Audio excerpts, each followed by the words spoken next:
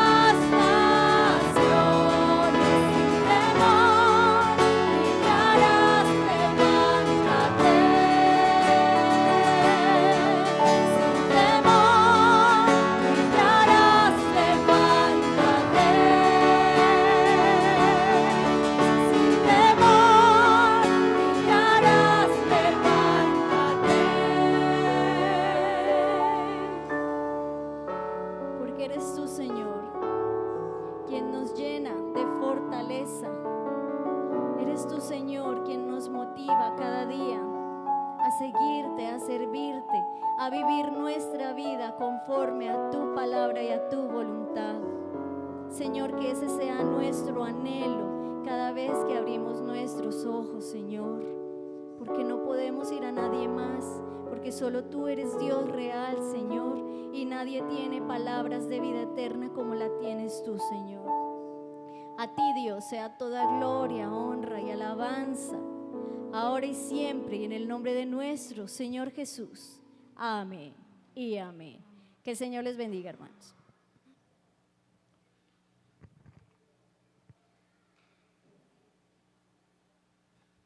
Solamente quiero que leamos de nuevo 1 o 2 versículos. Capítulo 5, versículos 39 y 40. Capítulo 5 de Juan, versículos 39 y 40. Escudriñad las Escrituras, porque a vosotros os parece que en ellas tenéis la vida eterna, y ellas son las que dan testimonio de mí. Y no queréis venir a mí para que tengáis vida. Esto me encanta. Cómo Jesús confronta de una manera tan profunda, tan fuerte, tan clara. ¿Ya? En este mes de octubre que ya ha ido corriendo, es el mes en el que tradicionalmente, digo tradicionalmente en el mejor sentido, se ha venido celebrando el mes de la Biblia, al menos aquí en Santander, ¿ya? Aquí en Colombia es en Santander el único departamento donde se celebra el mes de la Biblia. No sé cuántos de ustedes lo sabían. Incluso existe una ordenanza gubernamental del municipio de Bucaramanga que establece el mes de octubre como el mes de la Biblia. Pero el mes de octubre, por esa razón, es más conocido por algo que sucedió hace mucho tiempo, en el siglo XV, un 31 de octubre, ¿ya? Un 31 de octubre. Así que el 31 de octubre, ya de manera más global, es considerado como el Día Mundial de la Biblia, por lo que sucedió ese 31 de octubre. Entonces, el 31 de octubre no es el día de las brujitas, ni de Halloween, ni nada de eso. Eso es una cosa que es completamente diabólica, equivocada. No permitan a sus niños, papás, mamás meterse en eso del Halloween. Eso no es para los creyentes, para los hijos y las hijas de Dios. Pero esta mañana, a la luz de todo esto, yo quiero que pensemos, en vista de que en este mes se rememora la reforma protestante del siglo XV, en cabeza de Martín Lutero, entonces quiero que pensemos en el tema, ¿cuál es la idea al estudiar la Biblia? Porque si algún principio nos legó la reforma a los bautistas, es primero que todo la importancia, la autoridad y la centralidad única de la Biblia como palabra de Dios, como revelación de Dios y como autoridad sobre la conciencia y el corazón humanos. Y segundo, otro principio que nos legó fue el de escudriñar libremente la palabra de Dios hasta hallar lo que Dios tiene para decirle a cada quien que lo busca. Martín Lutero era un monje agustino, de la orden agustina dentro del catolicismo romano. Era más católico que el Papa. Martín Lutero era más católico que el Papa. Martín Lutero se había ingresado en un convento movido por su profundo sentimiento de culpa y su carga por el pecado. Martín Lutero no podía hallar paz, no pudo hallar paz, no pudo hallar la seguridad de la salvación, no encontró gracia, no encontró perdón, no encontró salvación en la religión. Él se sentía un pecador perdido.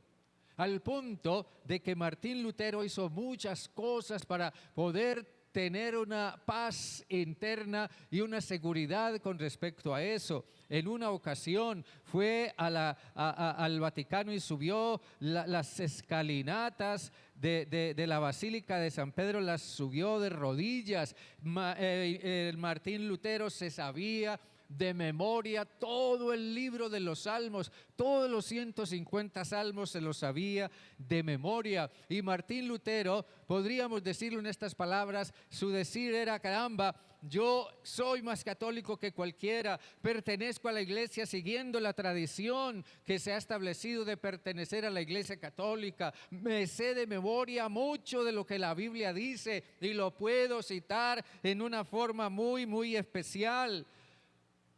Pero no encuentro perdón para mis pecados.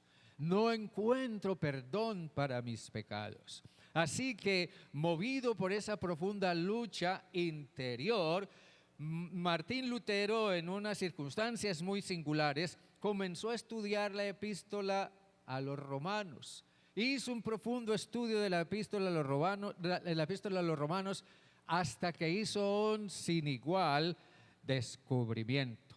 Eso fue un proceso sumamente largo, una lucha supremamente larga, tratando de comprender lo que Dios dice por medio de la expresión: la salvación es por gracia, por medio de la fe en Jesucristo. Y lo que Martín Lutero pensaba, en la forma como a él le parecía entender el texto, era que la justicia de Dios era lo más temible que cualquier persona pudiera considerar, porque la justicia de Dios se derramaba con ira sobre todo pecador.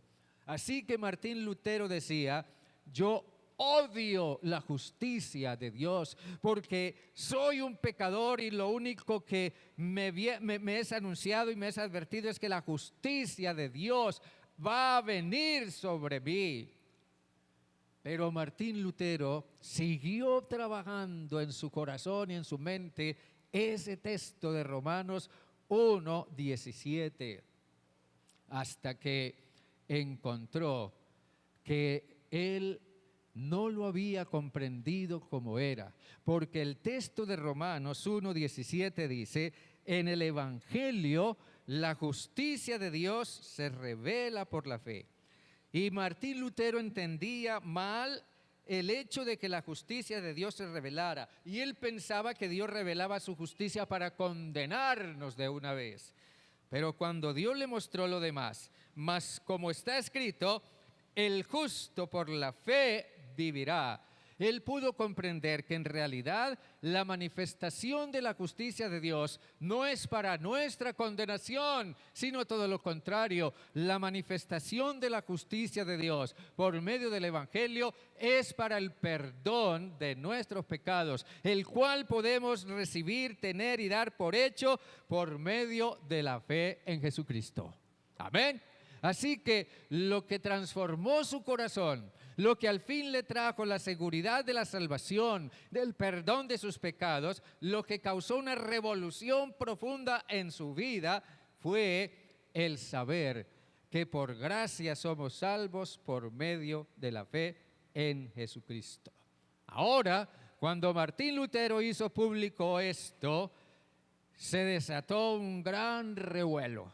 Un revuelo que él nunca se imaginó, porque el decir de aquellos que no estaban de acuerdo con él, que impugnaban lo que él creía, el decir de ellos era: no puede ser posible, no puede ser posible. La salvación es solo por medio de la tradición de la iglesia. Hay que pertenecer a la iglesia católica. La salvación es por medio de los sacramentos y por medio de las obras y por medio de la mediación de los santos y además por medio de las indulgencias y de otras cosas. Y el único que perdona pecados era la enseñanza y la creencia. El único que perdona pecados es el Papa. Lutero encontró que todo eso no tenía fundamento bíblico y que no es de esa manera ni ese es el camino para obtener la salvación. Y Lutero se mantuvo firme en su posición bíblica porque esa había sido su experiencia. A la luz de eso, quiero que nos preguntemos esta mañana, ¿a dónde debiera conducirnos realmente el estudio bíblico? Constantemente escucho personas que me dicen, yo leo la Biblia, mucha gente lee la Biblia, y yo pienso que incluso los que están exigiéndole a las iglesias hoy que paguen impuestos también leen la Biblia, porque hasta han citado la Biblia para justificar que las iglesias deben pagar impuestos según ellos lo entienden. Mucha gente estudia la Biblia, entran a instituciones cristianas, instituciones universitarias para hacer estudios en la Biblia y en teología, pero solamente porque quieren llenar un requisito para hacer una carrera diferente. Mucha gente estudia la Biblia, cita la Biblia y hasta saben de memoria textos bíblicos y pueden citar mucho de la Biblia de pasta a pasta. Entonces, una de las principales características de la Biblia es que ha sido un material de amplia y libre circulación. Gracias a Dios por eso. Y a pesar incluso de las muchas restricciones de que ha sido objeto, el punto es que muchísima gente ha conocido y conoce la Biblia. Pero la pregunta es, ¿a dónde los está llevando ese conocimiento? ¿A dónde los ha llevado ese conocimiento? La Biblia ha sido estudiada y es estudiada desde diferentes perspectivas o con diferentes propósitos. Por ejemplo, hay quienes les gusta la Biblia porque tiene historias muy bonitas.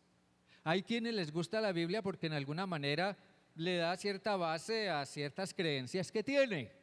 Otros les gusta la Biblia porque, es que me gustan mucho los salmos, son muy lindos los salmos. Otros les gusta porque encuentran valiosas enseñanzas morales y principios. Pero hay otros que estudian la Biblia para atacar a otros, para atacar a los que no considera que sean en alguna manera dignos de ser respetados o ser amados. En la novela de Emily Brontë, Cumbres Borrascosas, hay un personaje muy singular que es un hombre cascarrabias, siempre está renegando de todo, siempre está quejándose de todo, siempre está criticando y murmurando de los demás y juzgando a los demás y siempre anda enojado con alguien, siempre se queja de las circunstancias. Pero lo singular de este personaje es que él suele citar la Biblia para criticar a los demás. Y alguien decía, a este personaje se le describe de manera memorable como el fariseo más aburrido y santurrón que jamás haya escudriñado una Biblia de arriba a abajo, con el único fin de acaparar o aplicar todas las promesas para él y arrojar sobre sus semejantes todas las maldiciones. Sí, muchos estudian la Biblia y entre comillas la conocen. Pero si ese estudio no está conduciéndonos a conocer a su verdadero objetivo, definitivamente algo anda muy mal. El trasfondo del pasaje que acabamos de leer es la sanación de un paralítico. Y lo más sobresaliente y escandaloso fue que Jesús hubiera sanado a ese paralítico un día sábado. Un día sábado. Entonces Jesús lo que hizo fue colocarse entre el paralítico y una institución religiosa establecida llamada sábado. En medio de esas dos cosas estaba Jesús. ¿Es más importante el sábado o es más importante la necesidad física y espiritual de este hombre? Y Jesús sanó a ese paralítico. Y en cierta forma Jesús hizo lo mismo que Martín Lutero hizo. Martín Lutero se puso entre la verdad de la palabra revelada de Dios y la tradición establecida por la Iglesia Católica. ¿Sigo la tradición, lo que han establecido los hombres, o me ocupo de dejar que Dios me hable directamente a través de su palabra? A mucha gente en el tiempo de Jesús no les gustó para nada lo que Jesús hizo, porque Juan dice que los judíos, y déjenme aclarar, cuando Juan habla de los judíos, él se está refiriendo a los que practican la religión judaica, o sea, los funcionarios y autoridades y jerarcas del judaísmo, los sacerdotes, los escribas, los fariseos. Ellos eran los judíos porque practicaban de una manera muy celosa y muy rigurosa el judaísmo y la práctica de la ley de Moisés. Y esas autoridades que le reclaman a Jesús por haber sanado ese paralítico en un día sábado, un día no permitido para hacerlo, por las restricciones religiosas que el judaísmo había establecido, esas autoridades religiosas conocen las Escrituras.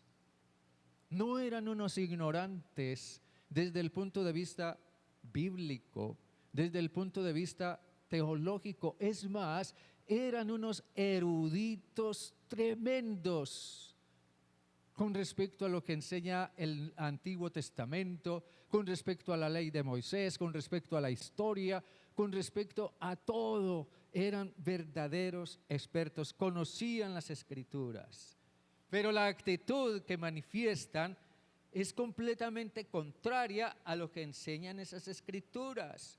La confrontación por causa del sábado, por la sanación que Jesús hizo, fue la oportunidad para saber a dónde estas personas habían sido conducidas por el estudio intenso de las Escrituras. Es muy importante estudiar la Biblia, conocer la Biblia, aprender textos bíblicos de memoria. Todo eso está muy bien.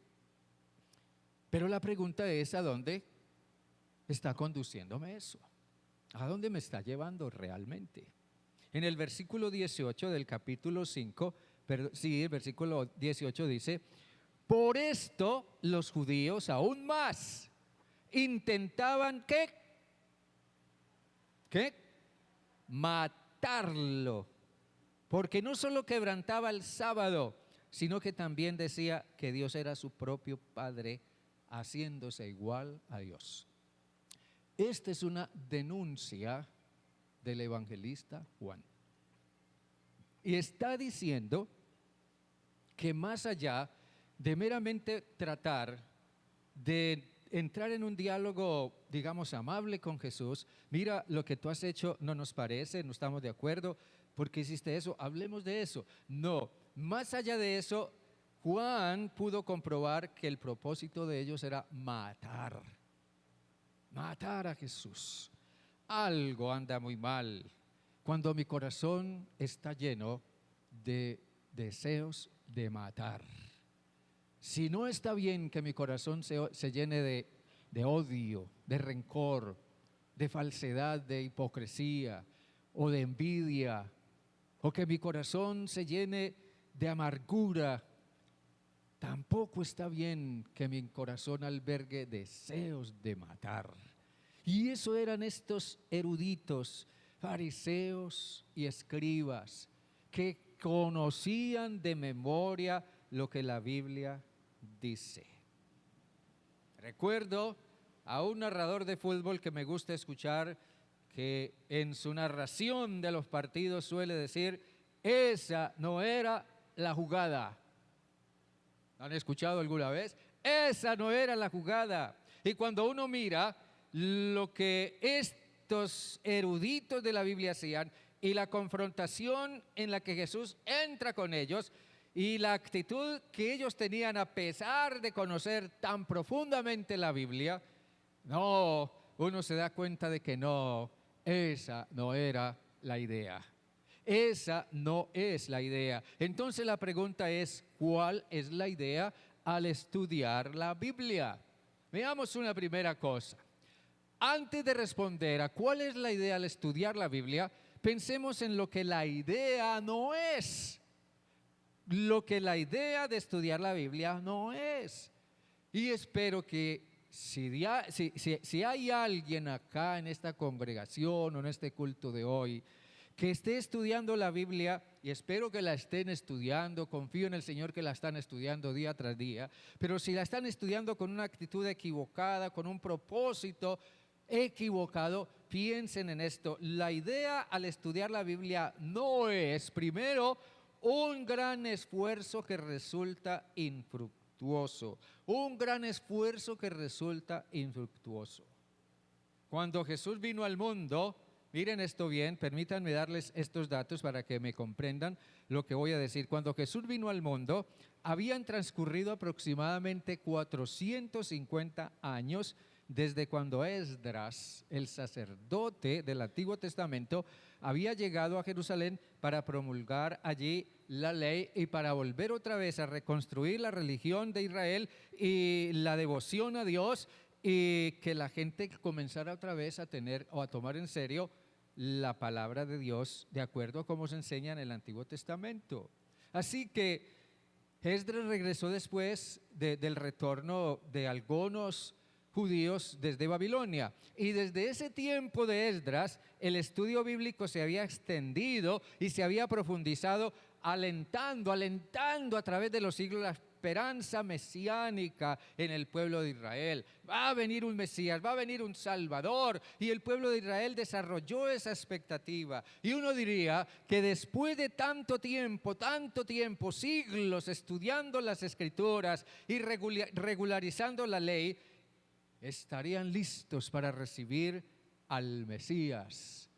Uno diría, caramba, van a recibir al Mesías de todo corazón. Pero los hechos demostraron que no era así. Todo ese tiempo de esfuerzo resultó infructuoso, porque cuando el Mesías que esperaban se presentó, ni lo reconocieron, ni lo aceptaron, y terminaron asesinándolo. ¿Te está conduciendo el estudio bíblico a su verdadero objetivo? Así que, por tanto, en vista de esto, el otro aspecto es, la idea no es un esfuerzo que resulta infructuoso y que deja el corazón vacío y con la misma necesidad. Martín Lutero estudió el Nuevo Testamento, estudió la epístola a los romanos una y otra vez, toda la epístola a los romanos, profundizó en ella y continuó y persistió, insistió y siguió adelante hasta que encontró la verdad. Los judíos del tiempo de Jesús, con todo y su conocimiento bíblico, continuaban con los mismos conflictos espirituales, continuaban con el mismo prejuicio religioso, continuaban con los mismos malos deseos dominando su corazón, continuaban con sus corazones llenos de hipocresía, continuaban buscándole hacer mal a quienes no estaban de acuerdo con ellos. Una muy fuerte acusación que Jesús lanzó a los judíos es que la palabra de Dios no moraba en ellos. ¿Saben? El apóstol Pablo dice que la palabra de Cristo more abundantemente en vosotros. Y eso tiene varios sentidos. El que la palabra de Cristo, la palabra de Dios more en nosotros comienza por nuestro entendimiento y nuestra razón. Nosotros leemos un texto bíblico y tenemos que razonar y reflexionar y meditar sobre ese texto bíblico. El hecho de que el texto bíblico se quede solo en mi mente es solo una primera etapa, pero es una etapa imperfecta. Eso no es todo. No es todo que el texto bíblico se quede en mi mente y yo lo memorice. La idea es que ese texto bíblico se convierta en una forma de vivir, en una práctica y en una transformación en mi vida. Y Jesús le dijo a los judíos, la palabra de Dios, yo encuentro que la palabra de Dios no mora en ustedes. ¿Y saben por qué? Porque ellos conocían de memoria las Escrituras, como Martín Lutero, pero nunca se habían detenido a hacer una interpretación adecuada de lo que ese texto bíblico dice. Una cosa es conocer textos bíblicos, pero otra cosa es conocer a ciencia cierta lo que ese texto bíblico significa y lo que trata de decir. Los judíos podían citar largos pasajes de memoria, pero erraban en la interpretación y en la aplicación. Jesús ataca la actitud interior, profunda y real con la que los judíos estudiaban las Escrituras. Alguien decía, los judíos las leían más con una reverencia supersticiosa por las solas palabras, por solo conocer las palabras, pero no profundizaban en las grandes verdades que esas palabras anuncian. Una de las principales características distintivas de las iglesias bautistas es que procuramos tomar el texto bíblico, introducirnos en él, profundizar en él, hacer una adecuada exégesis de ese estudio hasta comprender lo que significa y lo que le dice a mi propia vida. Amén, hermanos. Y en tercer lugar, la idea no es tampoco que nosotros caigamos en el absurdo, lleguemos al absurdo de estudiar la Biblia y no ver en ella a Jesús. El ministerio de Jesús se enfocó en hacer ver que en él se cumplía y se hacía realidad lo que dicen las Escrituras desde el Antiguo Testamento. Jesús había sido revelado proféticamente de una forma y otra en el Antiguo Testamento como el Mesías que vendría. Todo el ministerio de Jesús giró en torno a las Escrituras y fue un cumplimiento de las Escrituras.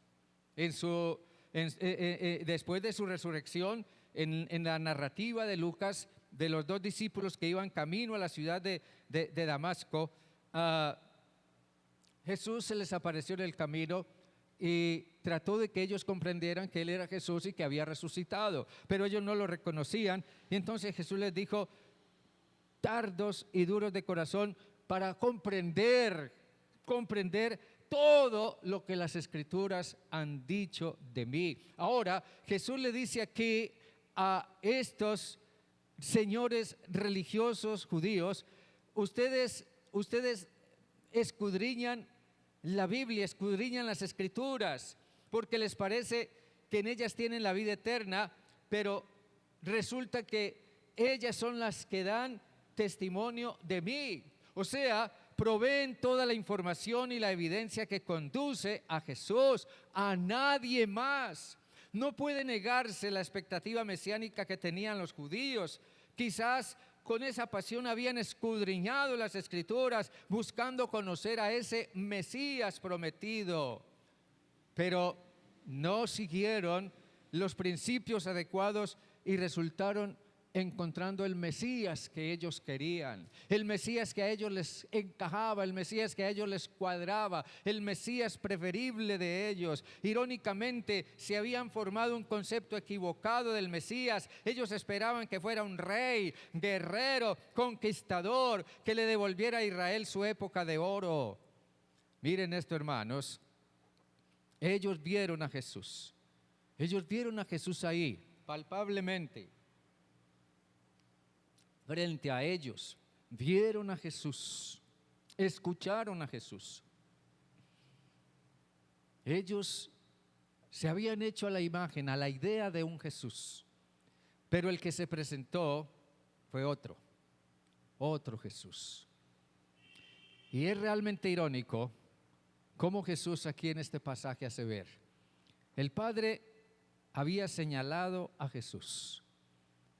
En el día del bautismo de Jesús, el Padre dijo desde el cielo, ese es mi Hijo amado, en quien tengo toda mi complacencia. El día de la transfiguración en el monte, junto con sus 3 discípulos más cercanos, también se escuchó una voz que dijo, ese es mi Hijo amado, a Él oíd. A Él oíd. Sí, el Padre había señalado a Jesús. Juan el Bautista condujo con su predicación a la gente a Jesús cuando les dijo, este es el Cordero de Dios. Señalando a Jesús dijo, ese es el Cordero de Dios que quita el pecado del mundo. Por otra parte, los milagros eran señales que daban evidencia de la divinidad y del poder sobrenatural de Jesús, mostraban quién era Jesús. Las escrituras se enfocaban particularmente en Jesús, pero ellos no lo vieron. Ellos no lo vieron. Y esa no era la idea. La idea sí es entonces, o mejor, lo que la idea sí es. De todas maneras, Jesús enfatiza aquí una cosa con respecto al verbo escudriñar. El término escudriñar tiene aquí una doble posibilidad de sentido. Se puede mirar desde la perspectiva de una motivación para estudiar la Biblia con un verdadero propósito. ¿Ya? Por ejemplo, me encanta la forma como traduce la Nueva Traducción Viviente este texto. Allí dice, las palabras de Jesús fueron, ustedes estudian las Escrituras a fondo, porque piensan que ellas les dan vida eterna. O sea, ustedes estudian la Biblia y se la aprenden pensando que en el solo hecho de aprenderla y memorizarla y todo eso, ya por eso son salvos. Pero Jesús los aterriza, Jesús les desinfla completamente sus ilusiones cuando les dice, pero es que lo que las Escrituras hacen es señalarme a mí. Entonces Jesús no podía comprender, yo creo que Jesús estaba profundamente sorprendido de cómo él veía que esa gente conocían de memoria la Biblia, conocían de memoria la Biblia, y les dice, y sin embargo con todo y eso, ustedes se niegan a verme a mí, se niegan a venir a mí, que soy al que el Padre ha enviado. Jesús señala la absurda incongruencia de los judíos. Aquí sucedía algo muy extraño. Estas personas pensaban que por estudiar y tener conocimiento de las Escrituras eran salvos, pero resulta que no. En tanto, su corazón no se rindiera a aquel a quien la Escritura señala. No somos salvos por más Biblia que sepamos, no somos salvos por más que conozcamos de la Biblia, si nuestra vida no se ha rendido, no se rinde a Jesús como Salvador y Señor, si no acepta, si no ve y acepta a Jesús como su Salvador. Queda entonces demostrado que el conocimiento en sí de la Biblia no es suficiente, no salva. Si uno no ve en la Biblia su propia condición de pecador perdido y descubre a Jesús como Salvador, el resto está perdido. Los judíos conocían las Escrituras, pero se negaban a aceptar a Jesús como el dador de vida. Sí, yo conozco, y tal vez usted conoce muchas personas así, no sé. Yo conozco mucho de la Biblia. Yo también sé de la Biblia mucho. Magnífico. Muy bien. ¿Conoces de la Biblia tanto como para haber encontrado a Jesús tu Salvador? ¿Conoces de la Biblia tanto como para haber visto que eres un pecador y que estás perdido y que no hay nada ni nadie que te pueda salvar más que Jesús y lo que Él hizo en la cruz por ti? ¿Conoces tanto de la Biblia como para saber que lo que Dios pide de ti es que te arrepientas y te vuelvas a Él de todo corazón? ¿Conoces tanto de la Biblia como para saber que solo la palabra de Dios, por ser palabra viva, la palabra de un Dios vivo, transforma nuestras vidas y nuestros corazones? ¿Qué tanto realmente sabemos de la Biblia? Entonces, ¿cuál es la idea al estudiar la Biblia? Por una parte, un estudio de la Biblia debe ser objetivo. Sí, debe ser objetivo. Martín Lutero entró a estudiar la Epístola a los Romanos con un objetivo claro. En él había una lucha, en él había una necesidad, en él había un profundo vacío, en él había una realidad espiritual que no había podido resolver de ninguna manera. Y ese sentir, esa lucha, lo llevó a buscar en la Biblia lo que su alma necesitaba. Él entró en el estudio bíblico con un objetivo. En el capítulo 16, de allí mismo del Evangelio de Juan, en los versículos 8 hasta el 11, dice, el Señor Jesucristo dice, versículos 8 al 11, y cuando Él venga, o sea, se refiere al Espíritu Santo, cuando Él venga, convencerá al mundo de pecado, de justicia y de juicio. De pecado por cuanto no creen en mí. De justicia por cuanto voy al Padre y no me veréis más. Y de juicio por cuanto el príncipe de este mundo ha sido ya juzgado. Ahora bien, lo que Jesús hace es ubicarse en la posición del maestro que manda a los alumnos a volver al texto para encontrar la lección céntrica que ninguno había captado en la preparación para la clase. Cuando yo estudié bachillerato, recuerdo la materia de álgebra. Ay, Dios, me acuerdo de esa materia y todavía hasta me duele la cabeza. No, yo casi no pude con eso. Con todas esas operaciones algebraicas y todas esas fórmulas y todo eso, yo casi no podía con eso. Y lo más frustrante era que el profesor de álgebra nos dejaba muchos ejercicios para hacer en la casa y uno procuraba hacer el ejercicio y según como recordaba que el maestro lo había enseñado, y cuando uno volvía donde el maestro con la tarea, él decía, no, así no es, tienes que volver a repasar el texto. Tienes que volver a repasar la teoría, tienes que volver a repasar lo que enseñamos.